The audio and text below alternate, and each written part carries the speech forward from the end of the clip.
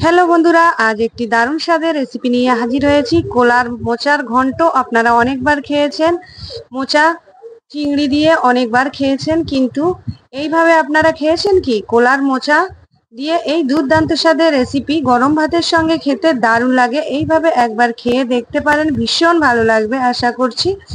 প্রথমে মোচাগুলো আমি ছাড়িয়ে নিচ্ছি। মোচার মাঝখানে একটা শক্ত অংশ থাকে, এই অংশটা আমি এখন পুরো বাদ দিয়ে দেব।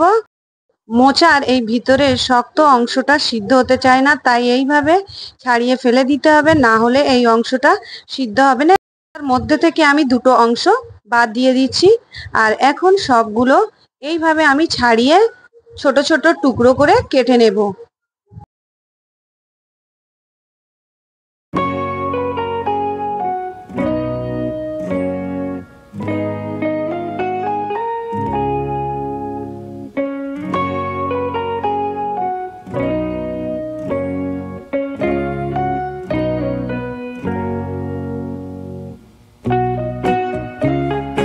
মোচাগুলো ছাড়ানো হয়ে গেছে, টুকরো করে কেটে নিয়েছি।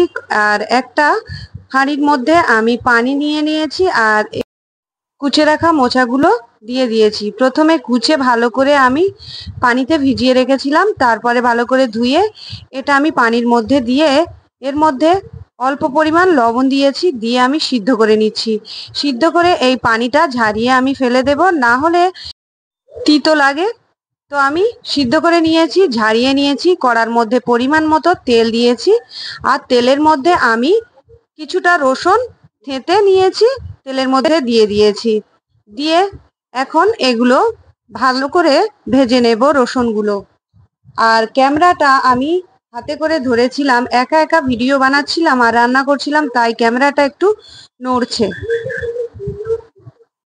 রসুনটা ভালো করে ভাজা হচ্ছে, আর এখানে আমি 4-5টা শুকনো লঙ্কা ড্রাই রোস্ট করে নিয়েছিলাম, নিয়ে ভালো করে গুঁড়ো করে নিয়েছি। রসুনটা যখন এরকম লাল হয়ে আসবে, এর মধ্যে আমি ভাপিয়ে রাখা কোলার মোচাগুলো দিয়ে দেব। পানি ঝারিয়ে নিয়েছি। রসুনটা এইরকম লাল মতো হলে তারপরে কোলার মোচাটা দেবেন, কারণ এইরকম লাল হলে খেতে ভীষণ ভালো লাগে, না হলে রসুনের গন্ধটা ভালো হয় না কাঁচা কাঁচা থাকলে। তো আমি সবগুলো দিয়ে দিয়েছি।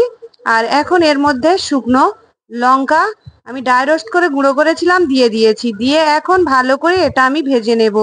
আর এটা গরম ভাতের সঙ্গে খেতে জাস্ট ফাটাফাটি লাগে। একবার হলে এই রকম ভাবে কোলার মোচার রেসিপি আপনারা বানিয়ে নিতে পারেন। আশা করছি আপনাদের ভীষণ ভালো লাগবে। ভালো লাগলে অবশ্যই লাইক, কমেন্ট, শেয়ার করবেন আর সাবস্ক্রাইব করে দেবেন, অল নোটিফিকেশন অন করে দেবেন। এতে করে আমার সমস্ত ভিডিও আপনাদের কাছে পৌঁছে যাবে। আপনারা যারা ইউটিউব থেকে দেখছেন আর যারা ফেসবুক থেকে দেখছেন, তারা অবশ্যই আমার প্রোফাইলটাকে ফলো করবেন আর লাইক, কমেন্ট, শেয়ার করবেন। কলার মোচাটা ভালো করে আমি ভেজে নিচ্ছি।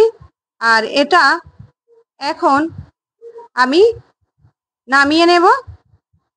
আর এটা গরম ভাতের সঙ্গে খেতে আমার ভীষণ ভালো লাগে। আপনাদের কেমন লাগে অবশ্যই কমেন্ট করে জানাবেন। আশা করছি আপনাদের ভীষণ ভালো লাগবে।